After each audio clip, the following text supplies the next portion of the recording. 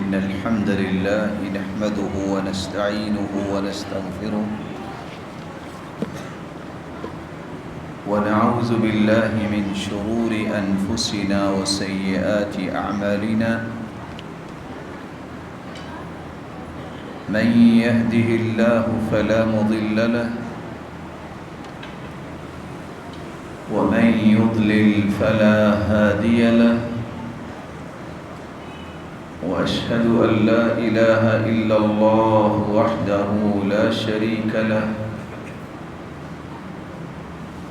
وأن محمدًا عبده ورسوله يا أيها الذين آمنوا اتقوا الله حق تقاته ولا تموتن إلا وأنتم مسلمون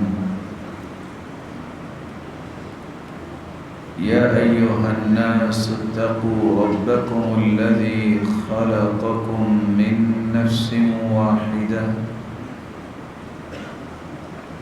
وخلق منها زوجها وبث منهما رجالا كثيرا ونساء واتقوا الله الذي تساءلون به والأرحام إن الله كان عليكم رقيبا يا أيها الذين آمنوا اتقوا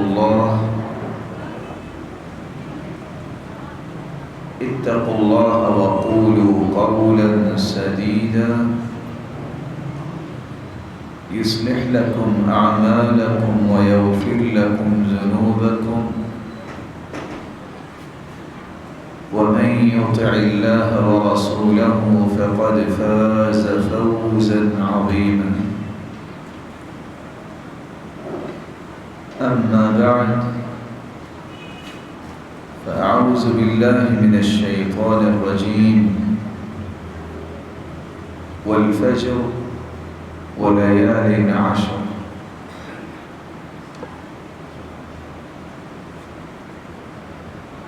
اللہ عز و جلال جو ہم سب کے خالق، مالک اور رازق ہیں، وہ ہستی اتنی بڑی قادر مطلق ہے کہ وہ جس جگہ کو فضیلت دینا چاہے، جس وقت کو فضیلت دینا چاہے، جس انسان کو فضیلت دینا چاہے اور جس عمل کو فضیلت دینا چاہے وہ فضیلت عطا کر دے۔ یہاں اگر کوئی 55 سال با جماعت نماز پڑھے تو جتنا اجر اسے ملے گا ایک نماز بیت اللہ میں پڑھنے والے کو 55 سال کی با جماعت نمازوں سے زیادہ اجر نصیب ہو۔ یہ اس کی شان ہے، اس جگہ کو فضیلت دے۔ کوئی یہاں 83 سال 4 مہینے عبادت کرے، جتنا اجر اسے ملے گا لیلۃ القدر کی رات عبادت کرنے والے کو 83 سال 4 مہینوں سے بھی زیادہ اجر نصیب ہو جائے۔ تو یہ اس کی شان ہے کہ اس وقت کو اللہ نے فضیلت پر بنا دیا۔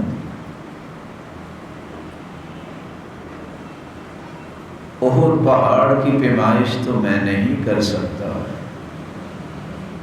ہو سکتا ہے کرنے والوں نے کی ہو، لیکن احد پہاڑ جتنا سونا اگر اللہ کی راہ میں دے دیا جائے تو اتنا اجر نہیں ملے گا جتنا ایک صحابی مٹھی بھر کے جو اللہ کی راہ میں دیتا ہے اللہ کے رسول کے زمانے میں جتنا اس کو اجر ملے۔ آپ جانتے ہیں کہ پہاڑ جتنا اونچا ہوتا ہے اتنا زمین کے اندر بھی ہوتا ہے.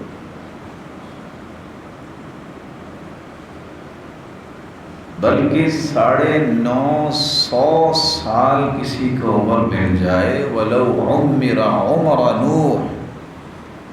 نوح علیہ السلام جتنی زندگی مل جائے ساری زندگی سجدوں میں اور عبادت میں گزار دے،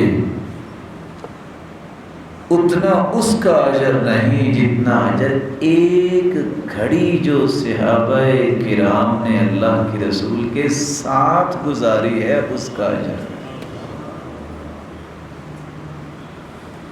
یہ اس کی شان ہے جس ہستی کو وہ فضیلت دیتے.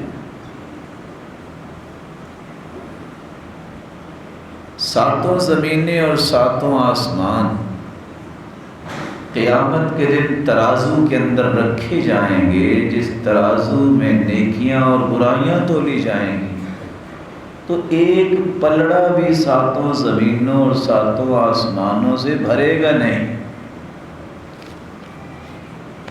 لیکن یہ اس کی مرضی ہے.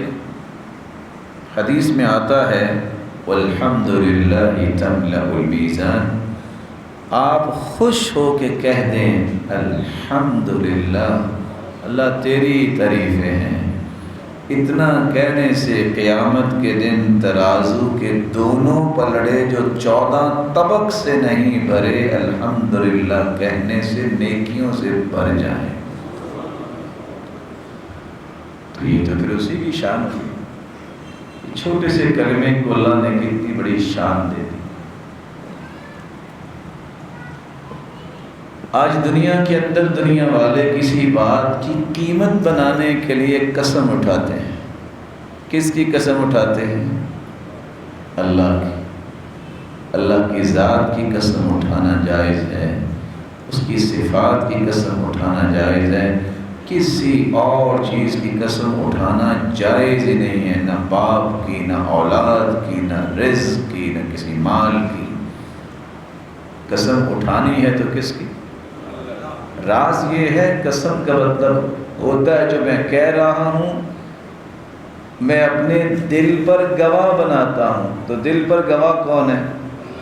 باپ کو پتہ ہے کہ دل میں کیا ہے، اولاد کو پتہ ہے دل میں کیا ہے، رزق کو پتہ ہے دل میں کیا ہے. یہ صرف اللہ کو ہی پتہ ہے.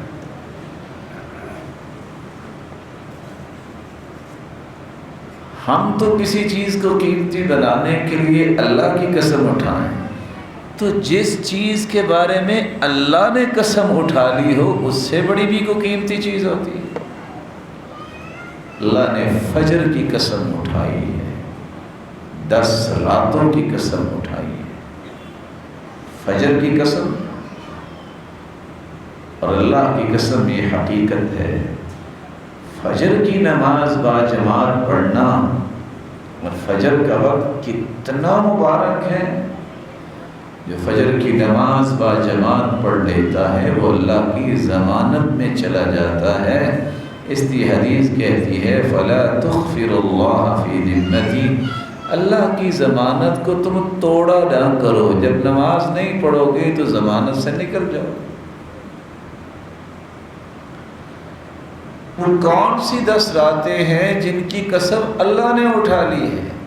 وہ یہی ذوالحجہ کی 10 راتیں ہیں. المراد بها 10 ذی الحجہ. عبداللہ ابن عباس، عبداللہ ابن الزبیر، مجاہد ابن جبر، قتادہ، مسروق، یہ سب لوگ کہتے ہیں کہ اس ولیال 10 سے مراد ذوالحجہ کے پہلے 10 دن.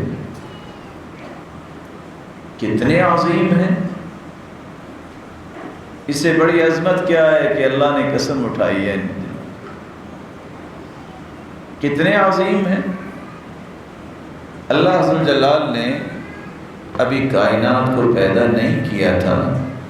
قیامت تک جتنی کائنات کو پیدا کرنا تھا وہ ساری مخلوق کی روحوں کو اللہ نے میدان عرفات میں بکھیر دیا اور سب سے وعدہ لیا الست بربکم، بتاؤ میں تمہارا رب نہیں؟ تو سب نے بیک زبان کہا قالوا بلا، کیوں نہیں آپ ہمارے رب ہیں؟ اللہ نے اپنی ربوبیت کا وعدہ لیا ساری مخلوق سے، تو کب؟ انہی 10 دنوں میں ایک دن ہے جس کو عرفے کا دن کہتے ہیں، اس لیے یہ 10 دن بڑے ہی عظیم۔ کتنے عظیم دن ہیں! اللہ تعالیٰ نے موسیٰ علیہ السلام کو اپنے پاس بلایا، کلام کا شرف عطا کیا، 1 مہینہ گفتگو ہوئی۔ وَوَعَدْنَا مُوسَىٰ 30 لَيْلَةً وَأَتْمَمْنَاهَا ب10 فَتَمَّ مِيقَاتُ رَبِّهِ 40 لَيْلَةً۔ اللہ نے 1 مہینے کے بعد 10 دن اور جو ہے وہ عطا کر دیے کہ موسیٰ اور باتیں کر لو۔ وہ 10 دن جو عطا کیے وہ کون سے 10 دن تھے؟ وہ یہی 10 دن تھے جس کو ذو الحجہ کے پہلے 10 دن کہتے ہیں۔ یہ دن کتنے عظیم ہیں! اس کی عظمت کا ایک پہلو یہ بھی ہے کہ اللہ نے دین اسلام کو مکمل کیا تو انہی 10 دنوں کے اندر میدان عرفات میں عصر کے بعد اونٹنے پہ اللہ کے رسول سوار تھے، صحابی نے مہار پکڑی ہوئی تھی، تو جبریل یہ آیت لے کر نازل ہو گئے، الیوم اکملت لکم دینکم واتممت علیکم نعمتی، آج میں نے دین اسلام کی نعمت کو مکمل کر دیا۔ تو جن دنوں میں اللہ تعالیٰ نے دین اسلام کی نعمت کو مکمل کیا ہے، اس سے بڑی بھی کوئی عظمت والی چیز ہوتی؟ یہ دن اتنے عظیم ہیں کہ اللہ ذوالجلال نے ایک ایسے دن کا انتخاب کیا ہے کہ کوئی ایک دن کا روزہ رکھے اسے 2 سال کے گناہوں کی معافی مل جاتی ہے۔ وہ ہے 9 ذی الحجہ کا روزہ، جس کو عرفے کا روزہ کہتے ہیں، وہ بھی انہی 10 دنوں میں آتا ہے۔ یہ دن کتنے عظیم ہیں! ما من یوم اکثر ان یعتق اللہ عبدہ او امہ من یوم عرفہ۔ سارا سال اتنے لوگ جہنم سے آزاد نہیں ہوتے جتنے اللہ عرفے کے دن لوگوں کو جہنم سے آزاد کرتے ہیں، اور عرفے کا دن بھی انہی 10 دنوں کے اندر آتا ہے۔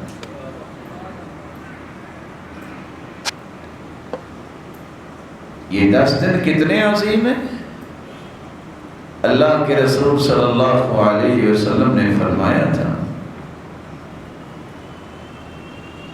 کہ ان 10 دنوں میں جو کام نیکی کا انسان کرتا ہے، پورے سال کوئی کام کرے تو اتنا عظیم بھی نہیں، اس کے مقابلے میں اتنا پاکیزہ بھی نہیں، اتنا محبوب بھی نہیں۔ ان 10 دنوں میں کیا گیا عمل پورے سال میں کیے گئے اعمال میں سے عظمت والا، سب سے زیادہ پاکیزہ، اور اللہ کے ہاں سب سے زیادہ پیارا اور محبوب ہوتا ہے۔ آپ نماز پڑھیں، نوافل پڑھیں، صدقہ دیں، تکبیریں کہیں، جو بھی اعمال ہیں، اللہ تعالیٰ نے یہ وصف جو بیان کروایا ہے وہ انہی 10 دنوں کا بیان کروایا ہے کہ 10 دنوں سے بڑی نیکی والے کوئی دن نہیں ہے۔ افضل ایام الدنیا ایام العشر، سب سے زیادہ فضیلت والے دن جو سال کے ہیں وہ یہ ذو الحجہ کے پہلے 10 دن۔ اچھا، ان عظمتوں کو ہم کیسے حاصل کر سکتے ہیں؟ عظیم تو ہے دن، لیکن میں اور آپ یہ عظمتیں سمیٹ کیسے سکتے ہیں؟ اس کے لیے پہلا کام تو آپ نے کیا ہوگا، جب چاند نظر آئے تو دعا پڑھنی چاہیے، اللہم اہلہ علینا بالیمن والایمان، والسلامتی والاسلام ربی وربک اللہ۔ اے اللہ، یہ چاند جو ذوالحجہ کا نکلا ہے، اس پورے مہینے میں برکتیں ہی برکتیں فرما دے، اس پورے مہینے کو امن کا گہوارہ بنا دے، اس پورے مہینے میں سلامتی ہی سلامتی۔ اور دوسری روایت میں آتا ہے وَالتَّوْفِيقِ لِمَا تُحِبُّ وَتَرْضَى، اے اللہ صرف برکت، امن و امان، سلامتی ہی نہیں، ایسے اعمال کی ہمیں توفیق دے جس سے تو راضی بھی ہو جائے اور تجھے پسند بھی آ جائے۔ غیر ضالین ولا مضلین، اللہ صرف یہ 5 انعام نہیں چاہیے، اکیلی برکت، امن و امان، سلامتی، اللہ تیرے پسندیدہ اعمال، تجھے راضی کرنے والے اعمال ہی نہیں، 2 چیزیں اور مانگتے ہیں۔ اللہ اس پورے مہینے میں کسی کو جرت نہ دینا ہمیں گمراہ کر سکے، اور نہ ہمیں ہی اس طرف لگانا کہ ہم کسی کو گمراہ کریں، ہم بھی ہدایت کی راہ دکھائیں اور لوگ بھی ہمیں گمراہ کرنے سے اللہ تو ہمیں محفوظ فرمائے۔ یہ 7 دعائیں جس بندے کے منہ سے نکلیں، سچ بتائیے گا دنیا کی کوئی نعمت باقی رہ گئی ہے جو ان 7 دعاؤں میں نہیں ہے؟ تو چاند نکلے تو چاند کو دیکھ کے یہ دعا پڑھنی چاہیے۔ آپ سچ بتائیے گا آپ میں سے کسی نے چاند دیکھا ذوالحجہ کا؟ ایک تو نا چلتے چلتے ویسے نظر آ گیا رات، اس نیت سے کہ میں نے دعا پڑھنی، وہاں وہ سامنے میز پہ پڑا کاغذ تو نظر آتا ہے کہ جنوری شروع ہو گئی ہے۔ مسلمان کی محبت اللہ کے نظام سے ہونی چاہیے، اللہ کے رسول کے نظام سے ہونی چاہیے، وہ قمری نظام ہے۔ آپ جنوری فروری استعمال کریں، آپ کو کون منع کرتا ہے، لیکن جو خیر و برکت جو ہے وہ چاند نکلنے اور چاند غروب ہونے کے ساتھ شریعت نے بیان کی ہے، اس سے محروم ہونا چاہیے۔ کتنی بڑی محرومی ہے، پہلی صف میں نماز پڑھنے والا، ہر سال زکوٰۃ دینے والا، اگر یہ کہہ دے کہ میں تو اپنی زکوٰۃ جنوری فروری میں دیتا ہوں، یا میں جون میں حساب کرتا ہوں کیونکہ میں نے ریٹرنیں بھجوانی ہوتی ہیں، یا میری کلوزنگ دسمبر میں ہوتی ہے، نیک پاک بھی انسان ہوگا اگر جنوری فروری کے اعتبار سے زکوٰۃ دے گا تو ہر سال 9 دن کی زکوٰۃ وہ نہ چاہتے ہوئے بھی چوری کر لے گا۔ کیوں چوری کر لے گا؟ کیونکہ جنوری فروری کے اعتبار سے سال کے دن بنتے ہیں 365، ایسا ہی ہے جی، اور قمری مہینے کے مطابق سال کے دن بنتے ہیں 356، تو 356 دن کے بعد کتنے دن رہ گئے؟ ان کی زکوٰۃ کون دیتا ہے؟ یہ سمجھیے وہ نیک لوگ جنہوں نے کبھی ایک پیسہ زکوٰۃ کا نہیں اپنے پاس رکھا، پوری زکوٰۃ دیتے ہیں۔ اگر آپ قمری نظام کو نہیں سمجھیں گے تو آپ کی زکوٰۃ پوری نہیں ہوگی۔ اللہ ذوالجلال آپ کو برکتوں سے نوازے۔ دوسرا کام ان عظمتوں کو سمیٹنے کا یہ ہے کہ اللہ کے رسول نے جو بات کہہ دی ہے نا اس پہ پیرا دو۔ کیا کہا ہے؟ چاند نظر آ جائے نا تو جس نے قربانی کرنی وہ ناخن نہ کاٹے، وہ بال نہ کٹوائے۔ اب حکم آ گیا، جس نے قربانی کرنی ہے وہ ناخن نہ کٹوائے اور بال نہ کٹوائے۔ تو جو بندہ 8 سے 9 دن انتظار ہی نہیں کر سکتا، اتنی بھی اطاعت نہیں کر سکتا، اس کی اطاعت پھر کنسیڈر ہوگی؟ اطاعت کیجیے اللہ کے رسول، حکم آ گیا۔ تیسرا کام یہ ہے کہ ان 10 دنوں میں تکبیریں کہیے، کیونکہ حدیث کہتی ہے فَأَكْثِرُوا فِيهِنَّ مِنَ التَّهْلِيلِ وَالتَّكْبِيرِ وَالتَّحْمِيدِ۔ تکبیر کی 2 قسمیں ہیں، ایک ہے تکبیر مطلق، نماز کے بعد چلتے پھرتے، چارپائی پہ بیٹھے، بازار جاتے، ان 10 دنوں میں وہ تکبیریں کہیں۔ ایک تکبیر مقید ہے عرفہ کے دن صبح کی نماز کے بعد سے لے کے 13 ذی الحجہ کی عصر تک ہر نماز کے بعد تکبیریں پڑھنا. آج عادت ہی ختم ہوگی.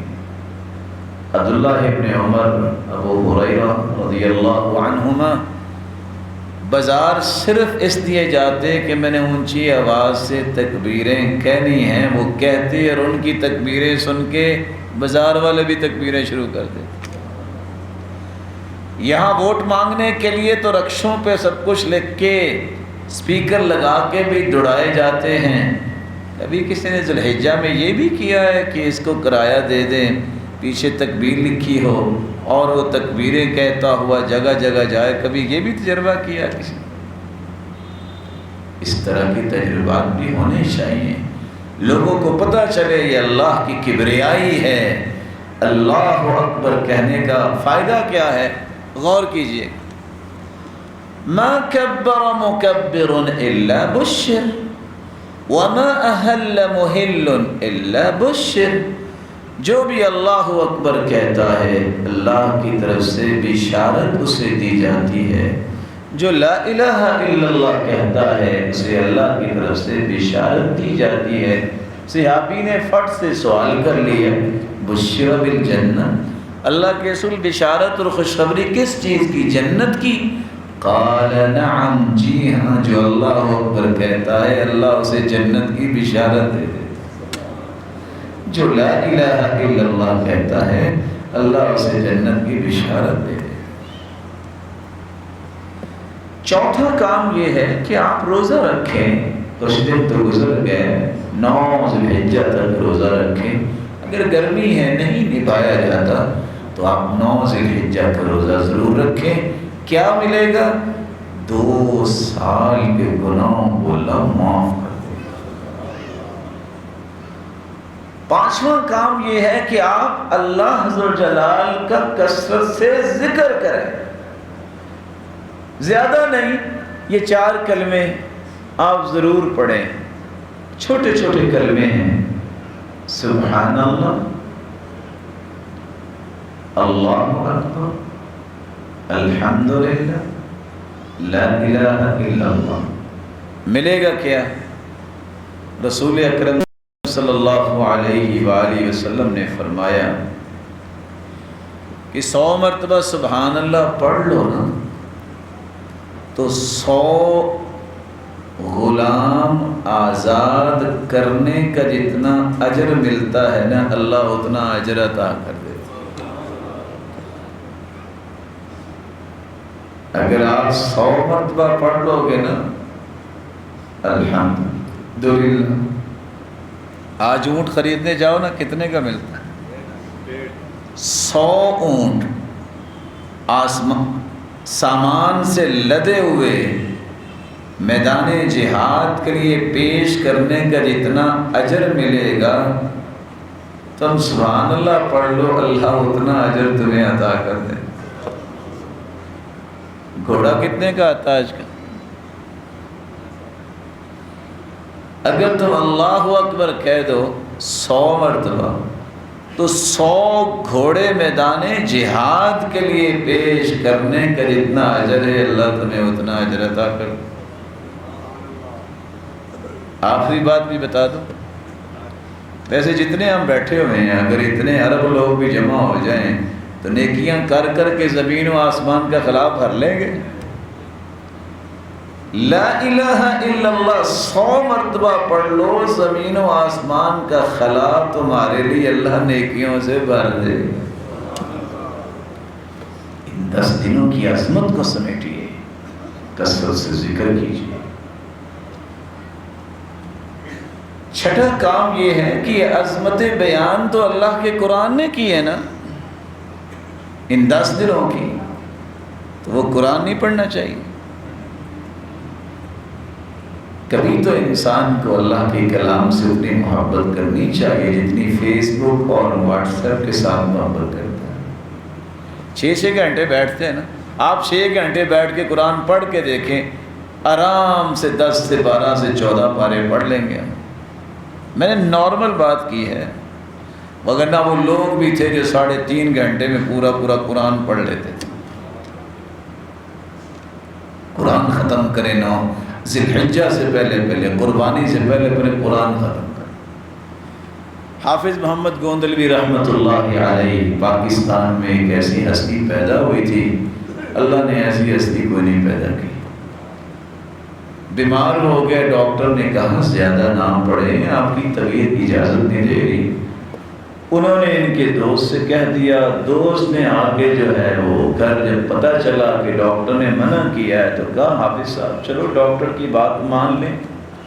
تو کہتے ہیں پتہ نہیں ان کو کیا ہے، میری کون سی منزل ہے، لو گنتی کے 10 پارے تو میں روزانہ پڑھتا ہوں، کون سے زیادہ پڑھتا ہوں میں، تو مجھے پھر بھی منع کرتے ہیں اور نہ پڑھیں، میری تو منزل ہی کوئی نہیں۔ 10 پارے۔ ابھی بھی وقت ہے کہ ہم قربانی کرنے سے پہلے قرآن ختم کر سکتے ہیں، اللہ ہمیں توفیق سے نوازے۔ ایک چھٹا کام بھی کرنا ہے، کس طرح آپ یہ سمجھتے ہیں کہ اللہ کے ہاں مجھے بہت بلند مقام چاہیے، اور اس سے بڑا بلند مقام کیا ہے کہ ہم اللہ کے رسول کے ساتھ بیٹھے ہوئے جنت میں، اس سے بڑا مقام تو ہے ہی کوئی نہیں، صرف اللہ کا دیدار اس سے بڑا ہے۔ اس کے لیے نوافل پڑھیں، تہجد پڑھیں، اور اس کے لیے اہتمام کریں کہ میں نے کثرت سے سجدے کرنے ہیں، اللہ ہمیں اس بات کی توفیق۔ ایک 8واں کام بھی اس میں کر لیجئے، اور وہ کام کیا ہے؟ جب یہ طے ہو گیا ہے کہ ان 10 دنوں جیسا کوئی دن ہے ہی کوئی نہیں، تو ان 10 دنوں میں کیا گیا صدقہ بھی تو باقی سارے سال سے افضل ہی ہوگا نا۔ اپنی استطاعت کے مطابق صدقہ کریں۔ کھجور 5 روپے کی آتی ہے، حدیث کہتی ہے جو کھجور جتنا صدقہ کرے اللہ اس کو بھی پال پال کے قیامت کو نیکیوں کا پہاڑ بنا دے گا، پہاڑ بنا دے گا۔ ایک 9واں کام بھی آپ کو کرنا ہے، وہ کام یہ ہے، آج کون سا شخص ہے جس کو ضرورت نہیں ہے؟ کوئی ہے ایسا جس کی ساری ضرورتیں پوری ہوگی؟ چلو کسی کی پوری ہوگی ہیں تو الحمدللہ، وہ ہمارے لیے دعا کر دے اللہ ہمیں ہدایت پہ رکھے، جنت میں لے جائے۔ امت کے لیے دعا کر دے اللہ جو بیمار ہیں ان کو صحت دے دے، اللہ جو پریشان ہیں ان کی پریشانیاں دور فرما دے، مولا کریم جو مظلوم ہیں ان کو ظلم کی چکی سے نکال دے، ان کو خوشیاں دے دے۔ دعائیں کثرت سے کیجئے، کیونکہ یہ دعائیں جو ہیں ان دنوں کی، وہ دعائیں بھی تو پورے سال سے افضل ہوں گی۔ صلہ رحمی کیجئے، جن سے 2 سال ہو گئے ہیں، 6 مہینے کبھی بات نہیں کی رشتہ داروں سے، اللہ سے ڈر جائیں، 2 تو منٹ لگتے ہیں، بندہ فوت ہو جاتا ہے، خوشی سے آپ فون اٹھائیں، ہاتھ میں سے ہمت نہیں کرے گا، شیطان روکے گا کیا کرنے لگے ہو، دل بھی کہے گا اور چھوڑو، رشتہ داری ہے تو رشتہ داری ہے۔ نہیں، ان دنوں میں فضیلت حاصل کرنے کے لیے روٹھے ہوئے لوگوں کو منوائیے اور انہیں فون کر کے دعائیں دیجیے، رشتہ داروں کا حال چال پوچھیے، اللہ ذو جلال توفیق سے نوازے۔ اور 10واں کام یہ ہے کہ قربانی کیجیے۔ ایک وہ کتاب ہوتی ہے جو نصاب کی مقرر ہوتی ہے کتاب، ایک وہ کتاب ہوتی ہے جو غیر نصابی ہے، اس کو بندہ نصاب میں شامل کر لے تو پاس ہو جائے گا۔ اللہ نے جو نصاب بنایا ہے میرے اور آپ کے لیے، اس میں تو یہ چیپٹر موجود ہے، ان علی اہل کل بیت فی کل عام اضحیہ، ہر گھر پہ ہر سال قربانی ہے، اور ساتھ اعلان کروایا من کانت لہ سعی فلم یضحی فلا یقربن مصلانا، لو بھی جس کے پاس تو طاقت ہے پھر وہ قربانی نہیں کرتا تو وہ عید پڑھنے بھی نہ ہی آئے۔ کتنی بڑی بات کہہ دی۔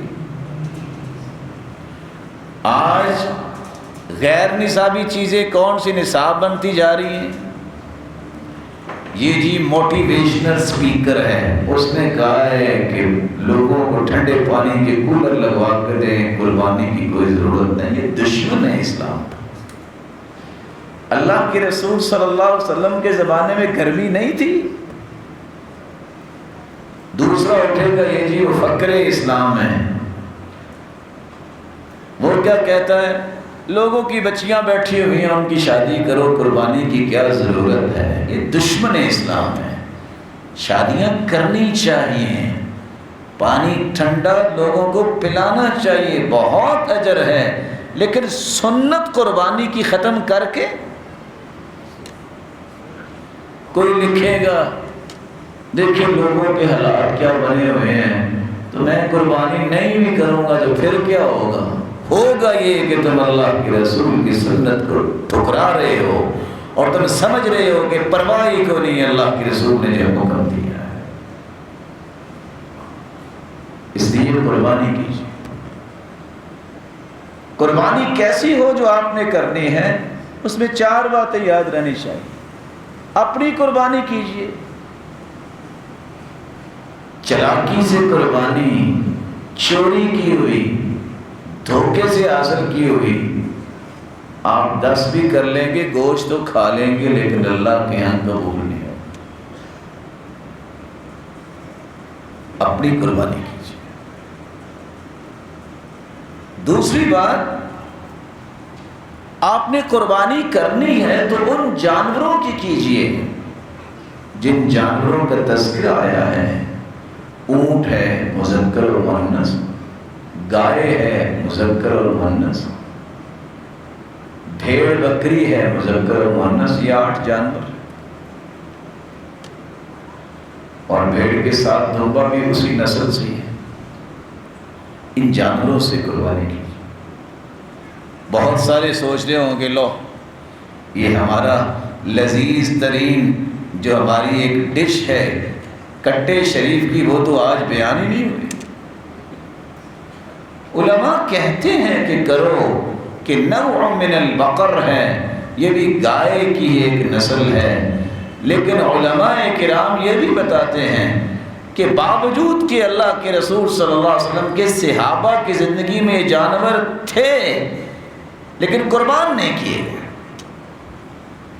تو ٹھیک ہے، علماء کا اختلاف موجود ہے، اگر تو کوئی ایسی بات ملتی ہے کہ کسی صحابی نے اس کو ذبح کیا ہو، تو میں اور آپ کیا جرأت رکھتے ہیں کہ ہم کہیں ہم نے نہیں کرنا؟ ہماری حیثیت کیا ہے؟ ہم کون ہیں منع کرنے والے؟ ہماری طاقت کیا ہے کہ ہم کسی کو روکیں؟ لیکن اگر صحابہ کرام نے باوجود اس کے کہ جانور تھے نہیں کیا، تو پھر کسی کی جرأت کیا ہے کہ وہ منوائے کہ یہ بھی سنت ہے؟ ویسے تو حلال جانور۔ اس لیے قربانی وہ کریں جن جانوروں کا تذکرہ آ گیا۔ اگر آپ مزے کی بات کرتے ہیں کہ مزیدار بڑا ہے، تو ہرن کم مزیدار ہے، ہرن بھی کر لیا کر۔ کیا نیل گائے، اس کے تو نام کے ساتھ بھی گائے آتا ہے، وہ کم مزیدار ہے؟ وہ تو عربوں کی پسندیدہ چیز تھی، وہ کیوں نہیں قربانی پہ صحابہ نے کی؟ شکار بھی کرتے تھے۔ تو مومن بحث میں نہیں جاتا، مومن کہتا کہ علماء نے کہا ہے کہ نوع من البقر ہے، یہ گائے کی قسم ہے، ٹھیک ہے، لکھا ہے لغت والوں نے، لیکن سوال یہ ہے کہ قسم ہونے کے باوجود بھی اس کی گردن پہ قربانی کے وقت کسی صحابی نے چھری چلائی ہے، تو پھر مسئلہ کیا ہے؟ اور مومن وہ ہوتا ہے دع ما یریبک الی ما لا یریبک۔ اگر کوئی شک کی بات آ جائے نا اس طرح کی، تو میرے محترم بھائی اس کو چھوڑ دیتے ہیں، حلال ہے، آپ ویسے بھی اس کو ذبح کر کے کھا سکتے ہیں، کوئی اعتراض نہیں۔ تیسری بات یاد رہنی چاہیے کہ اس کی عمر کا بھی ایک تقاضا ہے جو شریعت نے پیش کیا ہے۔ بکری اور بکرا جب تک 2 دانتوں والا نہیں ہو جاتا اس کو ذبح نہیں کر سکتے۔ قربانی کے لیے ویسے تو کر ہی سکتے، کیونکہ اللہ کے رسول نے منع کر دیا۔ اور ان دانتوں کے ٹوٹنے کا معنی بھی یہ ہے کہ دودھ والے دانت ٹوٹ جائیں اور نیچے سے نئے نکل آئیں، جمہور کے ساتھ خود اکھاڑ کے نہ کہیں کہ چلو جی 2 ٹوٹ گئے ہیں، اللہ دیکھ رہا ہے۔ اور لوگ ایسا کرتے بھی ہیں۔ گائے اگر 2.5 سال کی ہو جائے تو تقریباً اس کے دانت اکثر علاقوں میں ٹوٹ چکے ہوتے ہیں۔ 5 سال کا اونٹ ہو جائے تو اس کے دانت بھی اس طرح گر جاتے ہیں، اکثر علاقوں کا یہ رواج ہے۔ بس اور بات کو ایسے بھی ہوتے ہیں، زیادہ وقت بھی لیتے ہوں گے، لیکن علماء نے اس لیے 5 سال اور 2.5 سال، اور چھترا اگر ہے مذکر مؤنث تو ویسے تو 6 مہینے کی لکھنے والے لکھتے ہیں، لیکن احتیاط یہ ہے کہ سال کا ہو تو اس کی قربانی بھی ہو جاتی ہے۔ کیوں؟ حدیث صحیح مسلم کی لا تذبحوا الا مسنہ، صرف 2 دانتوں والا جانور جو ہے جس کو دھوندا کہتے ہیں وہ ذبح کرو، الا ان یعثر علیکم، اگر مشقت آئے ڈھونڈنے میں اتنے جانور کیسے ملے ایسے، فتذبحوا جزعۃ من الضأن، پھر بھیڑ یا مذکر چھترا وہ جزا بھی کر سکتے ہیں۔ جزا 6 مہینے کے جانور کو بھی کہتے ہیں اور سال کے جانور کو بھی کہتے ہیں۔ پھر دوسری مرتبہ اللہ کے رسول نے ایک اور بات کروا دی، اعلان ہی کروا دیا، ان الجزع یوفی مما یوفی منہ السنین، اس طرح دھوندا جائز ہے اس طرح چھترا یا بھیڑ جو ہے اگر جزا ہو تو بغیر مشقت کے بھی وہ جائز ہے۔ ایک آخری بات بھی قربانی میں یاد رہنی چاہیے، ان میں 4 قسم کے عیب نہیں ہونے چاہیے۔ ایسا لنگڑا جانور کہ جو چلتا ہی نہیں ہے، لنگڑا پن اس کا ظاہر ہے، العرج البین عرجہ، العرج البین ضلعها، ایسا جانور العوراء البین عورها، کانا جانور اس کا کانا پن ظاہر ہے۔ اگر کانا جانور جائز نہیں ہے تو نبینا جائز ہے؟ لوگ کہتے ہیں قربان ہی کرنا نا، ہم نے اس سے کون سا دوربین کے کام لینے ہیں، ذبح کرو۔ شریعت کے ساتھ مذاق نہیں کیا کرتے۔ شریعت نے یہ کہا ہے جو لنگڑا جانور ہے وہ نہیں کرتے قربانی پہ۔ شریعت نے یہ کہا ہے جو کانا جانور ہے وہ نہیں کرتے قربانی پہ۔ شریعت نے یہ کہا ہے ایسا لاغر جانور جو چلتا ہی نہیں ہے وہ قربانی پہ نہیں کرتے۔ شریعت نے کہا ایسا بیمار جانور جس کی بیماری بالکل واضح ہے کہ وہ شخص جو قربانی کرنا چاہتا ہے یہ تو دیکھے کہ اس سے حرکت نہیں ہو رہی، ایسے جانور نہیں کیا کرتے۔ وہاں پھر آگے سے بحثیں نہیں کرتے کہ ہم نے کون سا دوربین کے کام لینے ہیں اور ہم نے کون سا اس کو او پی بنانا ہے۔ یہ ان لوگوں کی باتیں ہیں جن کے اندر اللہ کا خوف نہیں ہوتا، شریعت کی باتوں کے آگے نہیں بولتے ہوتے۔ یہ اللہ کے رسول کا فرمان ہے۔ ابو درداء صحابی سے راوی پوچھتا ہے کسی کے سینگ اور کان کا مسئلہ ہو تو فرمایا اگر معمولی ہے تو انہیں اچھا نہیں لگتا تو نہ کرو، ولا تحرموا علی احد، لیکن کسی پہ ایسے حرام نہ کرتے پھر۔ ہاں اگر کسی کا سینگ ہے ہی نہیں ہے، کان ہی اس کا اکھڑ چکا ہے تو ایسی قربانی سے گریز کیا جائے۔ اسی طرح کان پہ کٹ لگا ہوا ہے اتنا چوڑائی میں یا لمبائی میں، تو اس سے بھی اللہ کے رسول صلی اللہ علیہ وسلم کے صحابی بیان کرتے منع کیا ہے کہ سالم قربانی اللہ کے سامنے پیش کرو، جو تمہیں بھی پسند ہے وہ اللہ کو پسند آنی چاہیے۔ اصل پسند تو اللہ تعالیٰ کی ہے، وہ ان اصولوں کی روشنی میں ہو۔ یہ قربانی آپ نے کرنی ہے تو آپ دونوں قسم کے جانور کر سکتے ہیں۔ ذبح رسول اللہ صلی اللہ علیہ وسلم کبشین اقرنین املحین موجوعین، آپ صلی اللہ علیہ وسلم نے 2 مینڈے ذبح کیے، بڑے بڑے سینگوں والے، اچت کپڑے تھے، اور دونوں کو خسی کیا گیا تھا۔ اور دوسری روایت میں آتا ہے ذبح رسول اللہ صلی اللہ علیہ وسلم کبشا اقرن فحیل، آپ نے ایسا جانور بھی ذبح کیا جس کو خسی نہیں کیا گیا تھا۔ تو دونوں قسم کے جانور آپ قربان کر سکتے۔ ایک قربانی بھی پورے گھر کی طرف سے کر سکتے ہیں، 100 قربانیاں بھی کر سکتے ہیں۔ ابو ایوب انصاری رضی اللہ تعالیٰ عنہ کہتے ہیں کہ ہم میں سے ہر شخص اپنے گھر والوں کی طرف سے ایک قربانی کرتا ہے۔ اب لوگ فخر کرنے لگ گئے، اللہ کے رسول نے 100 اونٹ ذبح کیے، 63 کو خود نہر کیا اور باقی سیدنا علی رضی اللہ تعالیٰ عنہ سے کہا کہ آپ ان کو قربان کر دیں۔ تو یاد رکھیے، سوال یہ آتا ہے کہ ہم 4 بھائی ہیں، ہم 5 بھائی ہیں، سب کی نوکری الگ الگ ہے، تو کیا سب کو قربانی کرنی چاہیے؟ ایک بات یاد رکھیے، اگر ایک گھر میں کوئی 10 لوگ بھی رہتے ہیں، سب نوکریوں والے ہیں اور ان کا چولہا اکٹھا ہے، ایک ہی گھر ہے، تو آپ سب کی طرف سے ایک قربانی بھی جائز ہے۔ لیکن آپ کا مأکل مشرب الگ الگ ہے، آپ کا کھانا پینا الگ الگ ہے، تو پھر ہر ایک کو اپنی قربانی کرنی چاہیے۔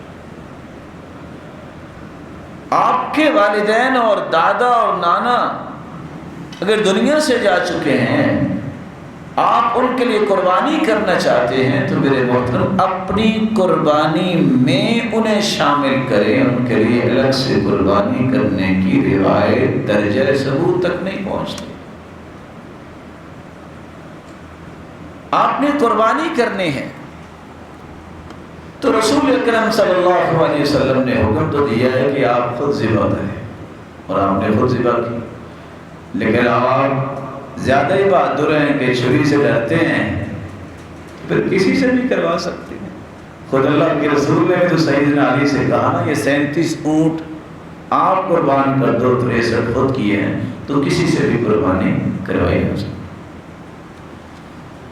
قربانی کے بارے میں یہ بات بھی ذہن میں رہنی چاہیے، مرد بھی کر سکتا ہے اور عورت بھی کر سکتی ہے۔ صحیح بخاری کی روایت، ایک عورت نے تیز دھار والے پتھر سے بکری ذبح کی، اللہ کے رسول سے پوچھا گیا، فَأَمَرَ بِأَكْلِهَا، فرمایا کھاؤ۔ یہاں کیا ہوتا ہے؟ عورت نے ذبح کی ہے، توبہ توبہ، لو یہ تو قربانی رام ہوگی، مکروہ، بلکہ یہاں کوئی چوزا یا مرغی ذبح کر دے کو عورت کہتے ہیں یہ نہیں کھانی، بلکہ وہ اللہ تعالیٰ کی نعمت ہی ہے۔ اللہ کے رسول کو کدو سبزی بہت پسند تھی، وہ کاٹتے کاٹتے کے اوپر سے اس کا وہ لگا ہوتا ہے، کیا اس کو بولتے ہیں پنجابی میں؟ ڈونڈی کہتے ہیں، وہ اگر کٹ جائے تو کہتے ہیں لو یہ مکروہ ہوگی۔ آپ نے ساری زندگی ہی اپنے پڑوسیوں کا اثر اپنے اوپر رکھنا ہے۔ یہ وہم کے شکار تو بے دین لوگ ہیں بارڈر سے اگلی طرف، اور انہیں طرح طرح کی باتیں پھیلائی بھی ہیں۔ مسلمان بھی ایسا کہتا ہے۔ سیدنا ابو موسیٰ اشعری نے اپنی بیٹیوں سے کہا تھا جاؤ اپنی اپنی قربانیاں خود جا کے کرو، انہوں نے خود ہی کی تھی۔ اور میں آپ کو راز بتاؤں، مسلمان بزدل نہیں ہوتا۔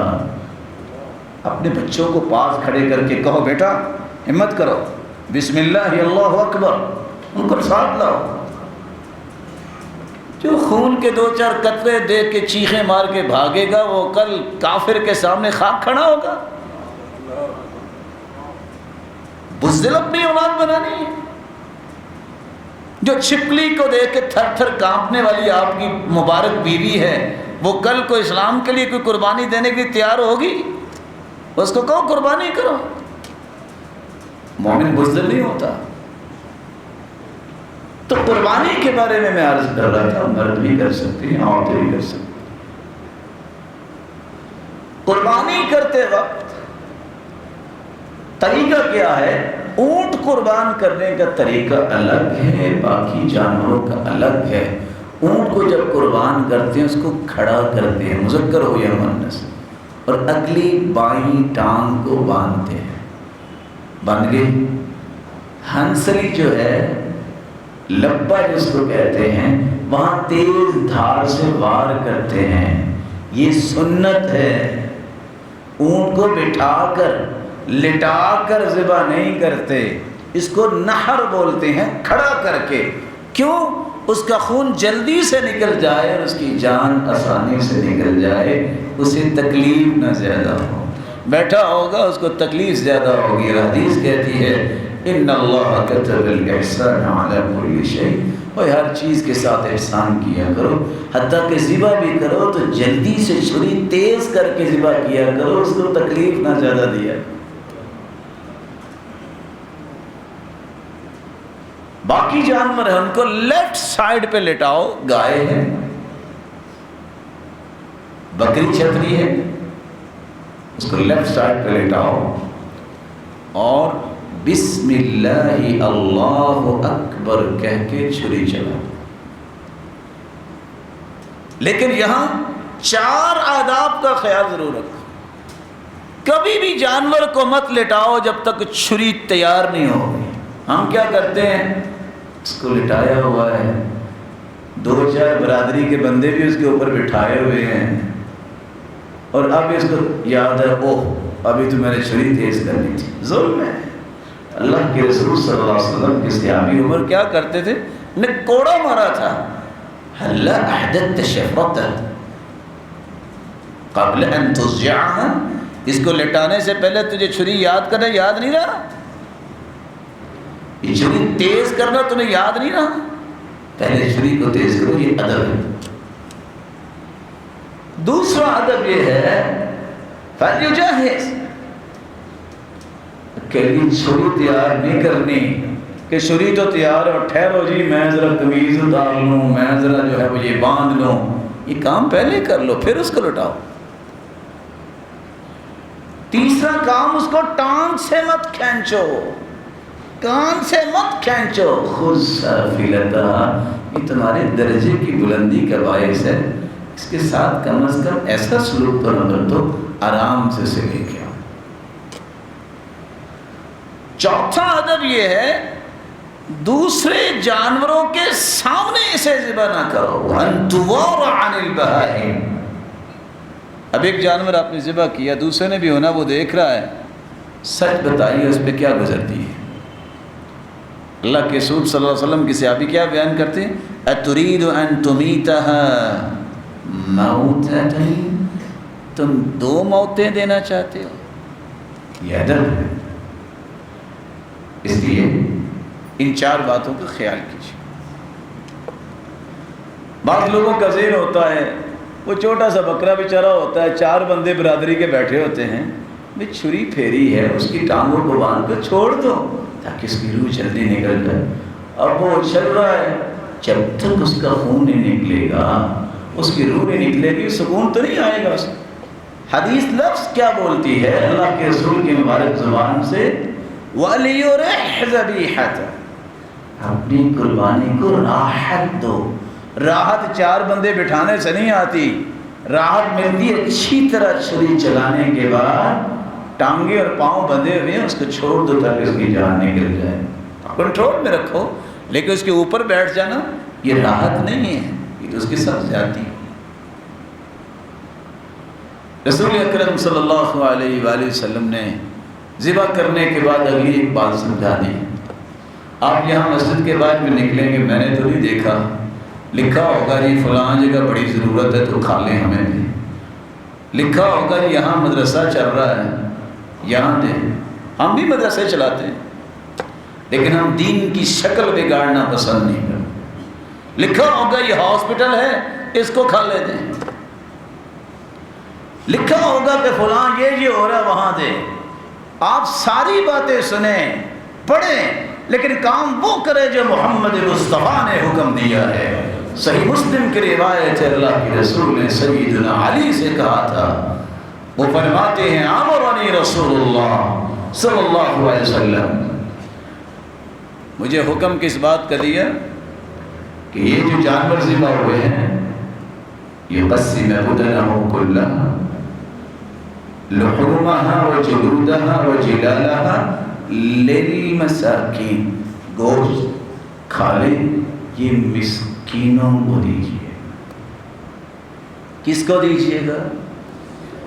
اللہ سے یاد رکھیے، یہ مدرسے اللہ کے فضل سے چلتے رہیں گے، ہاسپٹل کے اپنے بجٹ ہوتے ہیں، ان غریبوں کا کون ہے؟ کہاں ہے بیت المال کہ ایک شخص 2-2 لاکھ کی جوتی پہن کے عید پڑھنے آئے اور ایک وہ ہے کہ جس کے بدن پہ لباس نیا نہ ہو، تو وہاں یہ سوچنا نہیں چاہیے مجھے اور آپ کو کہ ان کو بھی خوشی میں شریک کریں۔ مجھے ہر روز 2 سے 4 کھانے کھانے کا موقع ملے، میں یہ سوچنے بھی کبھی تیار نہ ہوں کہ غریب لوگ ہیں، انہیں سال کے بعد بھی کبھی گوشت کھانا ہوتا ہے تو میں اس دن بھی ان کو محروم کر دوں۔ بلکہ میں کہوں گا یہ آپ سے، اللہ نے طاقت دی ہے تو یہ کام بھی کرو جو آج مسلمان کر رہے ہیں۔ دیکھو اپنے علاقے میں یہ قربانی اس نے کبھی نہیں کی، اس سال میں جانور اس کو پیش کرتا ہوں، بھئی آپ قربانی کرو، اجر آپ کو بھی پورا ملے گا، اس کو بھی خوشی ملے گی۔ کبھی ایسا بھی کام کیا؟ یہ مسکینوں کا حق ہے۔ یہاں بیٹھنے والے سوچ رہے ہوں گے یہ اس کا اپنا بھی مدرسہ ہے، تو ہمارے مدرسے بند کروانا چاہتا ہے۔ اللہ آپ سب کے مدرسوں کو کامیاب بنائے، لیکن کامیابی کا ایک ہی راستہ ہے، محمد مصطفیٰ کی سنت سے منہ نہ پھیریں۔ آپ اللہ کے رسول کی اطاعت کریں گے، آپ کو برکتیں ملیں گی جو آپ نے کبھی سوچا تک نہیں۔ آپ صلی اللہ علیہ وسلم نے ایک بات اور بھی بیان کی ہے، جو کھال اپنی بیچتا ہے اس کی قربانی نہیں۔ کیا مطلب ہے اس کا؟ کھال ہے خود ہی بیچی اور چلو بجلی کا بل ہی دے دیں گے، یہ مسکینوں کا۔ آپ اگر کسی سے مدد لیتے ہیں قربانی میں تو کھال بطور اجرت نہ دیجئے، گوشت فری پائے بطور اجرت نہ دیجئے۔ کننا نعطی من عندنا، صحابی کہتے ہیں اللہ کے رسول نے سکھایا یہ تھا کہ اجرت ہم اپنے پاس سے دیں۔ اگر آپ کو اتنی ہی عاطفیت محبت آ رہی ہے ذبح کرنے والے کے ساتھ، تو اجرت کے علاوہ اس کو گوشت دو نا، جس کا تمہیں فائدہ بھی ہو۔ اجرت نہ دو، اجرت آپ کو الگ دینی چاہیے۔ اس گوشت کو آپ کھاؤ، کھلاؤ، مہمان نوازی کرو، ذخیرہ کرو۔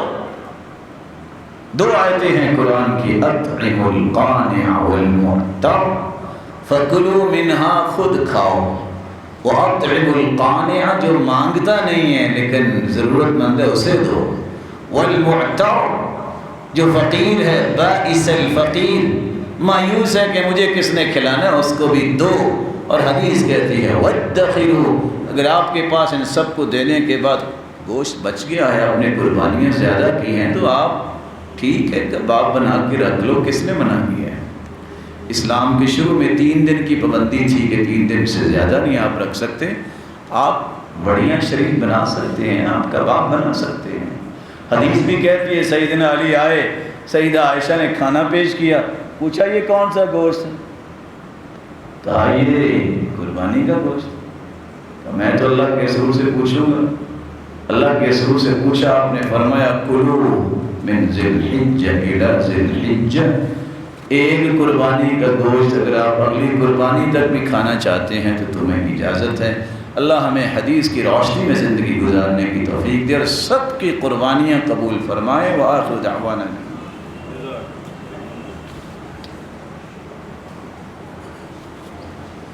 الحمدللہ علی احسانہ والشکر له علی توفیقہ وامتنانہ، اما بعد۔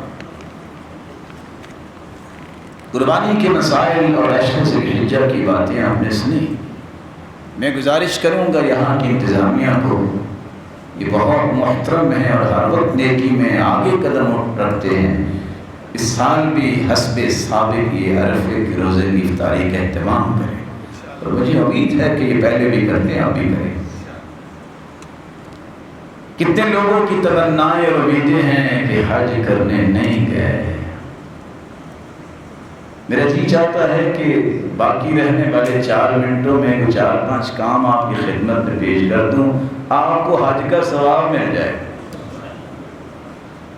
سب سے پہلی حدیث ہے ان اللہ قد اوقع اجرہ علی قدر نیتی، جس بندے کی نیت ہو میں نے حج کرنا ہے، اسباب نہیں بن سکے، اللہ نیت کے مطابق حج کا ثواب دے دے۔ آپ نیت کرتے ہوگے کہ اللہ مجھے حج کرے، جو کرتے ہیں کہ نہیں کرتے؟ میری دعا ہے کہ اللہ آپ سب کی نیت کو پورا فرما۔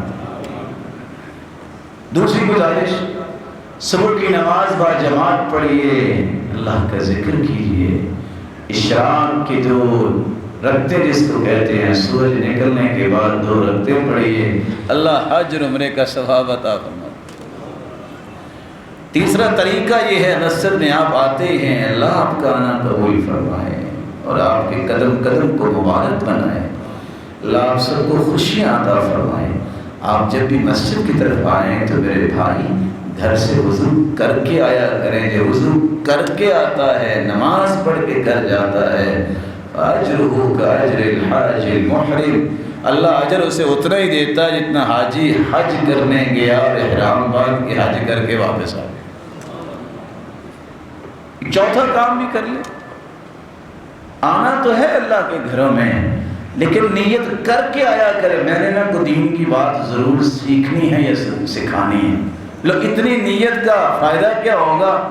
آپ پڑھیں گے نماز مسجد توحید میں ایک مثال دے رہا ہوں، باقی مساجد بھی بابرکت ہیں، آپ پڑھیں گے اسی مسجد میں نماز یا کسی اور مسجد میں، اللہ سب کو آباد رکھے، آپ کو اجر 2 قسم کے ملیں گے۔ آپ کا نام لکھا جائے گا یہ اللہ کی راہ میں جہاد کرنے والا ہے، فَهُوَ بِمَنزِلَةِ الْمُجَاهِدِ فِي سَبِيلِ اللَّهِ، اور مکمل حج کرنے والے کو جو اجر ملتا ہے اللہ اس کو بھی عطا کرے۔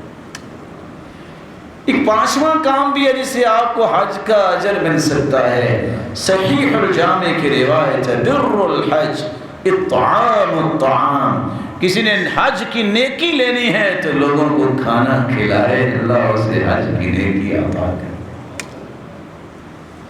ایک 6واں کام بھی ہے جس سے آپ کو حج کی نیکی مل سکتی ہے، رسول اکرم صلی اللہ علیہ وسلم نے فرمایا جو کسی غازی کو تیار کرتا ہے، کسی حاجی کو تیار کرتا ہے، اللہ اسے بھی حج کا ثواب عطا کرتا ہے۔ تو میری اللہ رب الجلال سے دعا ہے، اللہ رب الجلال امت سے وبا کو دور فرمائے اور اس وطن عزیز کی حفاظت فرمائے، اس کی افواج کی حفاظت فرمائے، ہر قسم کے دشمن سے اس وطن کو محفوظ فرمائے اور فساد سے محفوظ فرمائے، محبت کا رواج ہو، لوگ بڑوں کا احترام کرنے والے ہوں، چھوٹوں پہ شفقت کرنے والے ہوں اور خیر خواہی کو عام کرنے والے ہوں، اور ایک دوسرے کی خوشیاں جو ہیں وہ پھیلانے والے اور خوشیاں بانٹنے والے اللہ تعالیٰ بنائے، اور حدیث کی روشنی میں یہ اچھی نیتیں، اچھے ارادے اور اچھے کام کرنے کی توفیق عطا فرمائے۔